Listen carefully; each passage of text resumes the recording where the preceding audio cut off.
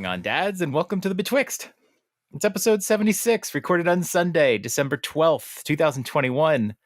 I'm your host, John, here with Drew. Woo. And thank you for joining us tonight for some Nintendo. And walking around in circles is somehow really fucking fun. It is. It is fun.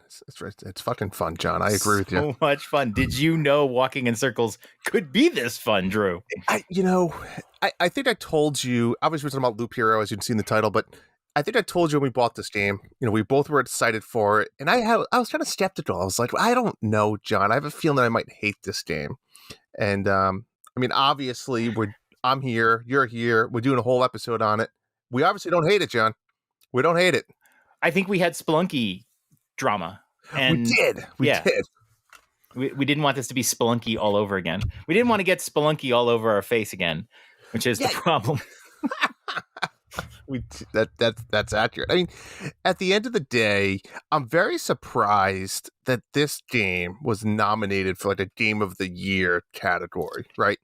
You're surprised? Or yeah, I mean, if you look at the whole of the game, I don't think it's like a great game. But what it does is it's super addicting, right? Yes. Like it definitely has that one more run concept and the unlockable concept. And we're going to get into all these things in a second, but like overall of a game, it's not something I would ever consider like Game of the Year category, right? I mean, do you disagree with that? It is hard because it is really fun. I don't know how long the fun will last, but I'm having a lot of fun with it, and I find it super chill to play. Mm-hmm. But at the same time, it's not perfect. I'm not going to be one of those people that's like, oh my god, this game's amazing, and everyone needs to play with it. Not everyone should be playing it, and it does have some issues, but it's really fun. Yeah, it does. Do you want to tell the people the story? Yeah, so the story is very simple, but kind of very cool.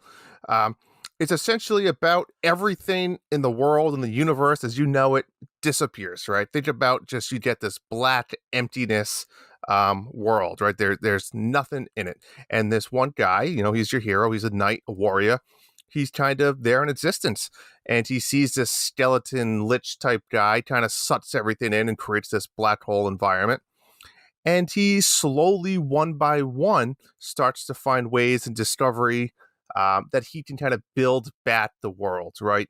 And he comes across a couple other followers or people, you might want to say, and he starts building a camp, and then he starts building around that camp, right? And that's what we'll get through with upgrades and things along those lines, like, like a farm and a blacksmith and a library and et cetera, and et cetera.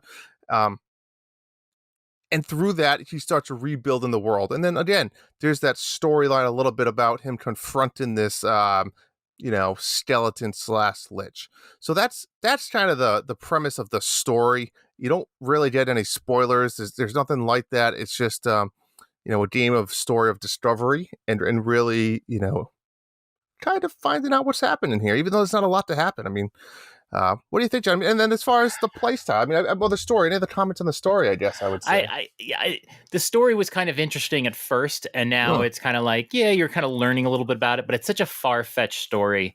It's hard to really relate to anything. There haven't been any, oh, wow, like moments because it's such a far-fetched story, but it's fine. It is fine. Yeah. I agree. Yeah. So why don't you walk us through, what's the play style of this game, because it's very unique. It's not quite a simulator, which it kind of is in a weird way. Yeah. But walk us through it a little bit. How does it start?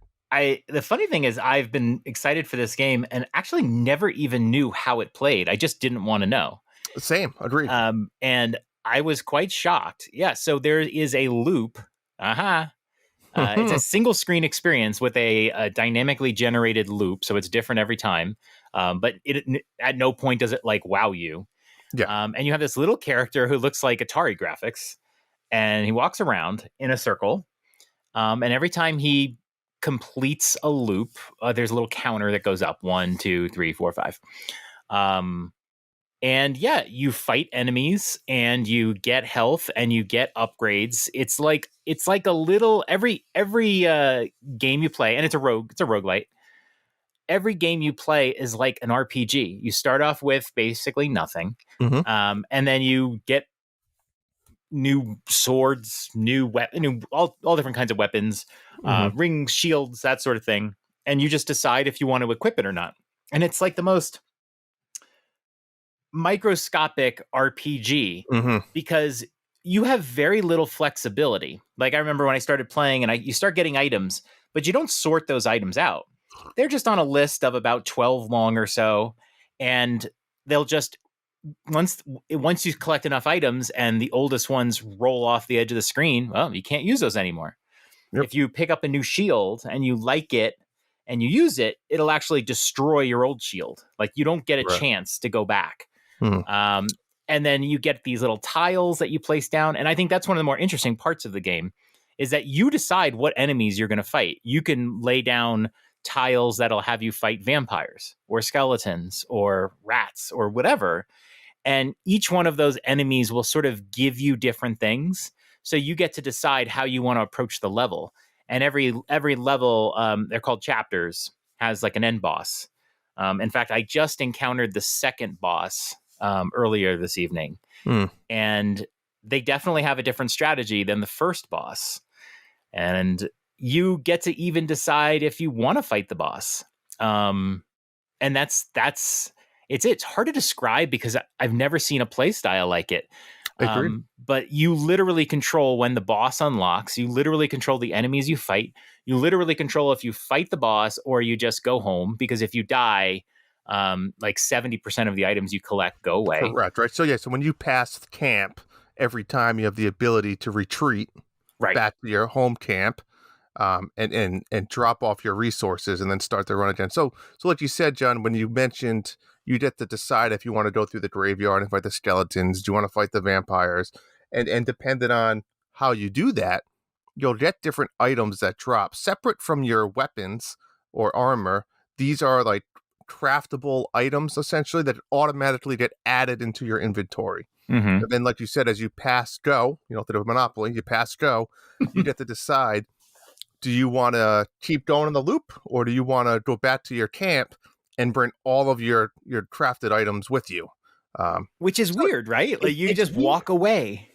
You walk away and you start over, but you get, so, you know, you mentioned it earlier, like you might say, I'm going to play for an hour and I'm not going to try to beat any bosses. I'm going to, you know, once I get to loop 5, I'm just going to retreat every time. Yeah. You're going to build up your items to craft new things. You know, like I mentioned earlier, like the blacksmith or a farm or etc., which then gives you more bonuses later on back when you're doing your loops. Right. So it's clever. I mean, but yeah, I mean, what else is interesting for you? I mean, you definitely get unlockable characters, right? Yep. And that's the stuff, man. If you want to hook me into a game, give me unlockable characters so that I can play a game in a different way every time.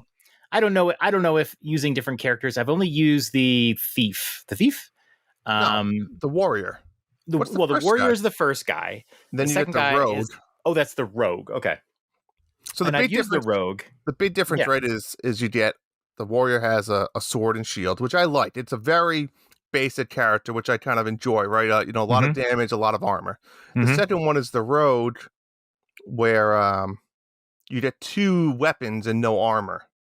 So you do a lot of damage and critical hits. But you get boots. You do get the boots.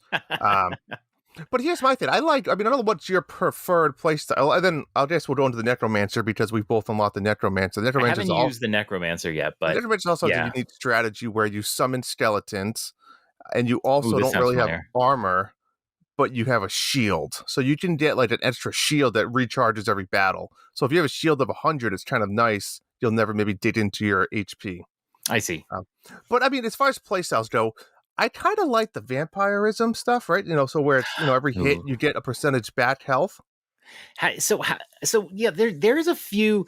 So we kind of talked about that the game's not perfect. And one of the things is this is very much a discovery game more than games like this would be. They do teach you some things up front, like the tutorial level is you know, a tutorial level. But there's a lot of stuff in this game that just comes at you that they don't even explain, and you just have to play a game, and you start to get a feel for it. So that's one of them. Vampirism. Is that when you hit somebody, you take health back? Yeah, so for example, let's make it simple. Like I got my vampirism up to like 40%. Oh So wow. if you do a hit and you do 10 damage, you're Hmm. also healing yourself 4 health. Okay. Right. Um yeah, so if I you get love it it. up to like 40%, that's very high. I mean, you might be more around 15 to 20% on an average run, but the point is when you play with these characters, you can kind of customize each run based on the weapons you get, right? Do you want to go after the vampirism? Do you want to go high on the armor? Do you want to just focus on, damage or critical hits? So it does make each run a little unique. But I personally do Right. like the vampirism. I think it kind of helps you in the long term. I think it's fun, and there's a battle there between that and the regen. There's something Mm, psychologically fun about the regen that as you're walking around every second of the game, you gain back a small amount of health. Like sometimes it's zero point 0.6. yeah. Sometimes I've seen it go up to 5.4 per Oh, that's second. high. Wow. Yeah, that's really high. And I like it because there's like a psychology that as you're walking around, you're just gaining health. Hmm. Whereas the vampirism is really helpful if you're fighting a lot, because when you're fighting, you're getting that health by hitting. So if you were to like go around a loop with no enemies, and that doesn't happen, but if you Yep. were, vampirism would be pointless, but regen would be extremely Well, powerful. correct. So let's talk about strategies a little bit. I Hmm. think maybe we could learn a little bit from each other. Because I'm Yeah. about 8 hours in. I don't know how many hours you've played so far, I but don't think eight, but I'm getting there. so I like to put down a lot of enemies, a lot of enemies. I group them Like together, quickly? right? I'll make like a yeah. Okay. Every card. So again, like we said, you get random items that drop you random cards, and the cards are the tiles you can place over the map. Um, I use every card every time I get it. Oh, really? Oh yeah, so I'll set sections up of the loop, right? I'll have a graveyard section that you have to go through. I'll have a forest section. I'll have a bunch of vampire houses next to each other, and I'm fighting everything when I go through a loop. Yeah. And but I find with the extra bonus tiles, right? So for example, you can put down mountains and rots. So if you put down mountain and rots next to each other, it's like +3 or +5 HP Right. overall. So every time you get a rock or mountain, you want to line them up. I line 3 in a row and I just go straight down on one of the sides. So I make like a mountain range. And then Yes. with the other stuff I find, what are the other ones? Meadows, I think they're called or The something. meadow. Hmm. So the meadow gives you what, +2 health every time you go through camp. And you Right. might have a ton of them. So the secret I found is you No, no, get the no. Is meadows. it camp or is it when the day? I think it's when the Oh, it's day in the hits. day. Yeah, yeah. Correct. So there's towers, right? They have the little towers that if you put stuff next to them, it like it increases them. Which tower? The lantern or the tower makes things faster around you? Not Oh that no, one. no, no. You're talking about the treasury, The treasury. right? So I like to put the treasury like, every other space of the checkerboard, and then I fill in all the meadows around those. Yeah, because if you put them, I, they have to. When you put them down, they have to have 8 spaces around them. But if you Correct. put them so that there's only 2 spaces between them, then you can oftentimes put one thing down. Yep. And yeah, if you yeah, you have to You put can place them them. smartly, yeah. If you place them without things around them, then you can place them. So if you put one thing down, it'll do double. It Yeah, does it does double yeah. healing. So I like doing that. There's no real strategy with the mountains. Like you said, I do the same thing now. I do my 3x3, Yep. and then that'll turn into a big mountain, Yep. which is weird because it doesn't happen ever again in the It's a game. one-time It's thing. a Yeah. one-time thing. And then I just go down the left side of the screen. I kind of wish you could just intermix it so you can almost like make a pretty map, but there's no Yeah. motivation to. You just got to keep all your rocks together because they increase in effectiveness when they're near other rocks. The Correct. meadow doesn't do that as far as I've seen. It doesn't, but it does when you use it with the treasury. Yes, only with the treasury. I think in earlier builds of the game, I think maybe when it was in like preview, meadows actually had more effect when they were near the map. But I don't think that's true anymore That's because not you true see the now. meadows will actually grow flowers after some period of time. Correct. So it does leave it like, yeah, I put my meadows on the right, I put my rocks on the left, and that's it. I wish there was Hmm. something more interesting. Yeah, I've the same concept for now, unless there's more stuff. I mean, every time you upgrade some of your areas back to camp, you'll get another card or two, or tile rather, that interest in the gameplay because you're trying to build a deck as well as you can save a deck, right? Mm-hmm. So you only can, at least for me, I can only hold 12 unique cards at a time. And then you kind of have to build that and it can, play into your strategy, which is also interesting, right? Because again, they don't really tell you this stuff, but if you're trying to unlock other things back at your camp, you need certain materials. Yes. So if you're not bringing the vampire card, you're never going to get the materials that the vampires drop. Yeah, and when you start a game, you actually, like you said, you pick your deck, and I often forget to do that. And so sometimes I've gone a good deal of time without ever doing a vampire, card or something. Exactly. I need to remember to kind of like flip it. Yeah.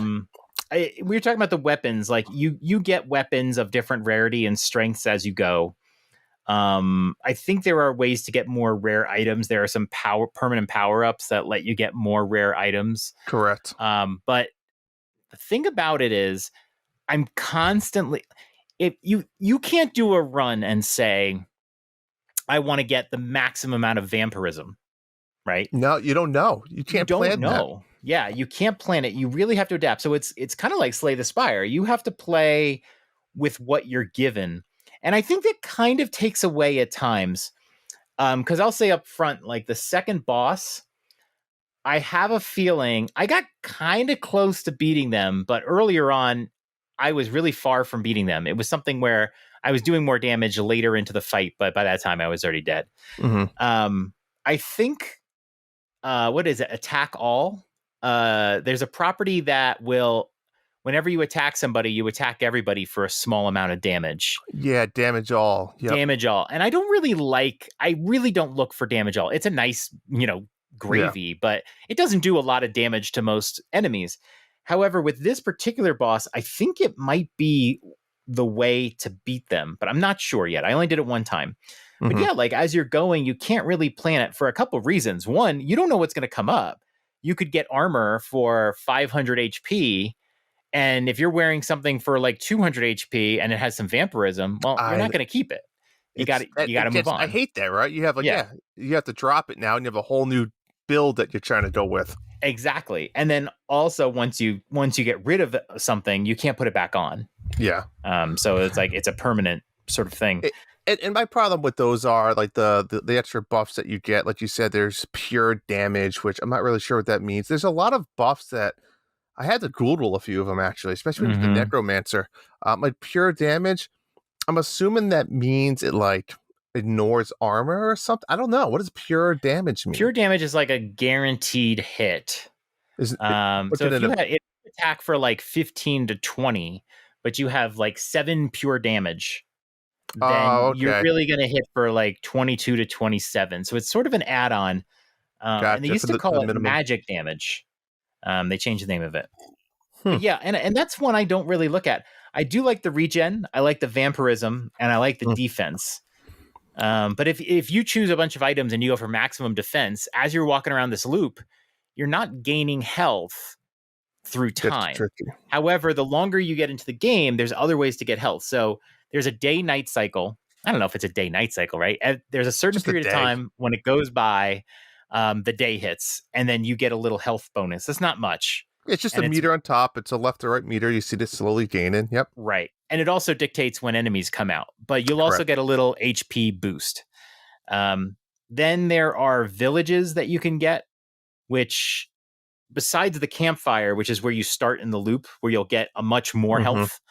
There's the villages, and then there is the wheat fields, or is it the wheat fields too? I think the wheat fields will actually improve. You put them near your villages. Yes. And you get like an additional HP bonus. Or 30, health when you pass it.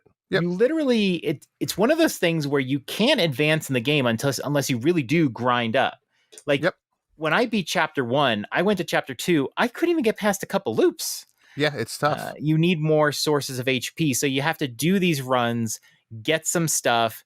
You gain the ability to craft things. And then you have a certain number of slots. And I'm not sure how you get more slots right now, but you get a certain amount of slots where you can put sort of upgrades for each run. And it reminds me of Flint Hook. Okay, where I remember Flint Hook. You earned power-ups, and then you can just choose which power-ups you used on a run. So you might do a run where you say, I need HP really badly, and you try to get as many HP Yep. power-ups as possible. And then you can do another run. There are power-ups that improve your effect against bosses. So that's what I'm using right now. I have 2 of them. They're 4% damage boost to boss. Oh, nice. So right now I'm at 8% boost, which I think will help me because my goal right now is to beat the second boss. Yep. And then you have all the characters, but to me, and we talked about this, I kind of like just using the first character to grind because I'm grinding pretty well. I don't know if you grind any differently with a different character. No, I don't think you do. If you look at the chapter summaries, like if you say, well, I'm going to go grind in chapter 1 because it's easier, there is like a boost. Once you get to chapter 2, it does say like 5 to 10% more resources you get. So you definitely don't want to ever be grinding an earlier chapter because you think it's easier. That's not the way to go. Yeah, you'll get more items if you do. And yeah, like now that I got to the second boss. So now I'm not going back to the first chapter again. But the interesting thing is that I was scared. I retreated. I was having a bad run. I was like, I'm not going to be able to beat him. Yeah. No. But I looked, if you change the character, it still shows the first boss in color, basically signifying that you beat that boss. So there's no motivation to play the first chapter as the Necromancer, probably except for the fact that there's probably like a trophy or achievement that you can get. Yeah, there are achievements. Yep. Right. And I do love the trophies. They're little, like, they're just like achievements in game. But yeah, it's like, I don't know. The warrior seems to be the easiest class so far. Yeah. And I've played the rogue a few times, but it's like if you're grinding, I just use the warrior. I played the rogue a bunch. I found it harder to gain health. The Necromancer is fun, and I played it probably 5 or 6 runs to try to make sure I really understood it. And it is a lot of fun. I will say you get like a shield bonus, right? So you don't get a lot of armor or a lot of health. There's not a lot of health bonuses. Yeesh. But you get that shield bonus. And if you get regen, like you said, it's nice because in battle you lose your shield, but you're regenning your health. Right. So you could regen quicker because you're not losing any health while you're regenning. Yeah. Is it the same kind of shield you get even with the warrior? There's like one of those power-ups you get when you level up in your run, where you get a shield. Every time you hit the campfire, you get like a shield that will hold off attacks. It says it's called Magic Shield for the Necromancer. Yeah, it's essentially just a blue shield over your health bar that goes down, whatever that is. And once it goes down, then it kicks into your health. But if you have a couple skeletons, it's random how they attack you. So they might attack you or they might attack the skeleton. But that makes sense. It's just the point of the game. But overall, overall the game's fun. It is a little confusing at times. It's very addicting, I think. It's and the more you play, you learn. The more you play, you learn. And every time you learn a little bit of information, you're like, oh, okay. Like I got the crafting stuff, and I was like, the UI is so confusing. I don't think I got the crafting yet. Yeah, like I was like, what is this? You craft stuff, and then you craft these power-ups, and you can make furniture, and you can make villages for people to move in. And I'm like, what is the advantage of this? Like, I don't know. But if you just play and play and play, you just figure it out, and it's interesting. They don't tell you everything. Early on, you unlock potions, and then I messaged you. I'm like, how the hell do I use a potion? And it just uses it automatically when you need it. They're so dumb too. Yeah, I know. But like I said, the game, it's very simulation. It's you're not making a lot of decisions in the game. The only decisions you don't attack. You don't attack, right? I don't know if we mentioned that, but you literally, when you get into these fights, you don't attack. Yeah, it's like auto. They do a turn-based game that's on auto attack. Essentially, what it is. Xenoblade. Yeah, but you can't even push a button for what you want to do. Right, exactly. Overall, Loop Hero, it's great. I give it like it's tough them early on, but like a 7.5, maybe an 8. Like it's a good game. It's addicting. Yeah. I don't think it's a game of the year contender for any category, but I think it's a contender for a top games, not the game, but if you had like a top 5, top 10. Certainly. It's also a great game to chill with. I was surprised at how chill it was. Like, I could sit there and Agreed. watch Netflix with my wife and just like have the game running. I don't have to give it my full attention every Correct. moment. Because the nice part is if after you fight an enemy, it kind of does this weird, like you have to push Y to to continue your loop. If you Right. don't push anything, it's almost like a pause. The screen's just not moving. Right. So if you get distracted for a second, it's like you're not going to die. You can't. It's okay. It's like pause, but the game is still playing. So you're not Correct. moving. Yep. The one thing I did want to say, those power-ups that you get when you experience a bar? You have those, right? Like your experience the little bar. quest? Not the quest. The yellow bar under the health. Is it orange? I think it's orange. Is it yellow? Orange or yellow, whatever Yeah. it is. When it fills up, if you press R, you can choose an upgrade, right? Yep. Okay. The one that replaces all of your tiles with Oblivion Well, I don't get that card. is so OP. It's insane, but I love it. With the one that when you use Oblivion, it heals you? Yes. Oh, No. that one is OP. It replaces all of your tiles with Yes. Oblivion. So you'll have like 12 Oblivions. Yep. An Oblivion will destroy not only all the enemies on a square, but actually destroy whatever structure you put down too. It's Yep. kind of like a double-edged sword. And it will heal you 10% of your HP. And Which is a lot. oh, it's a lot. The first time I beat the boss, I had that, and I made sure to fill. You basically, Yeah. when you're one square away, you just kill random enemies, get your health up to 100%, and then I was able to defeat that boss. It's I so did the OP. same thing. It'll carry you through like 2 loops on its own. I always get it when I see it. You have to. Yeah, it's so nice. That one's OP, and then the other ones tend to be very minor. Yeah, some of them are very confusing too. It's like 0.5 times whatever loop number you're on for the amount of empty tiles you have nets to village. I'm like, what? Yeah. Like, what is this?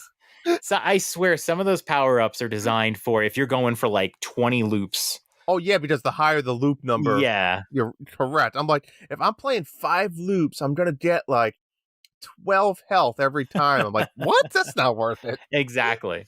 And you'll generally get to the boss. Like the first boss, you can get to them in like 6 loops. And there's a little meter Yeah. that fills up. The more you place tiles down, it will fill up your meter. And when that meter gets to 100%, the boss will show up at your campfire. Where's that meter?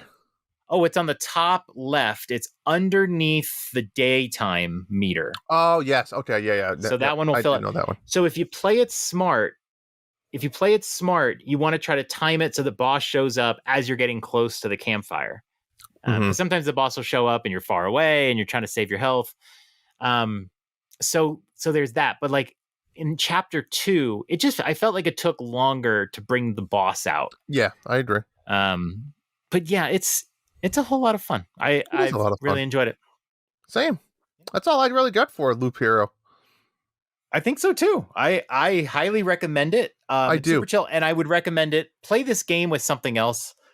Like, don't just play Loop Hero. Yes, I agree. And it's only $15? I think it's only $15, and I think wasn't it on sale? It was like 10% off if you bought it before launch. It was like a great deal. I was just like, no problem, man. Yeah, they got it for like $13.50. So, yeah, play it, man. Play Loop Hero with us. Play Loop Hero. Loop Hero. Give us some tips. We need some. Yeah, we definitely do. We're on chapter 2, and we're like, let me give you guys some advice. Yeah. Here's how you play this game. All right. Let me tell you. All right, man. Well, that was fun. That was fun. All right. I guess this is the last episode of the year. That's it. We're going to have some really cool, fresh new stuff next time you hear us. But that's right. But for now, we bid adieu. Good night, everybody. Good night. Say goodnight, Sadie. One last time. The Dads After Dark show is a part of the Nintendo Dads family of podcasts. You can subscribe to us anywhere podcasts are available, including iTunes, Google Play, Spotify, and Stitcher.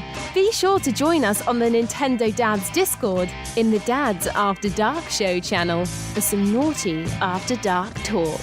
Follow us on Twitter @NDadsAfterDark. Ask us a question, and we may answer it on the show. That's all for tonight. Good night, Dads. Sweet dreams.